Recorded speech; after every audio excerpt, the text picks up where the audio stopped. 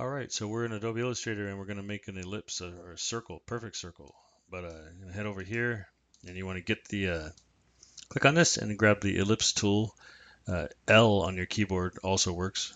And then you head over here and typically you go to make a circle and you're trying to get it perfect.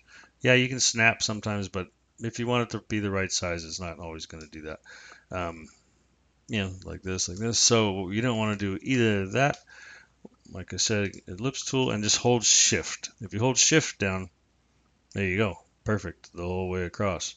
And so that's that. You can see right there, the width and height here, yeah, is the same. And then if you want to make it a perfect circle and a specific size, I'll show you that as well. You just bring out here and click once, and now you've got this, and you can put 350 by 350, and there you have it. And you can change that here too if you want. But that's the trick. Shift or just click on there once and then type them in as the same on each height and width. All right, hopefully that helps.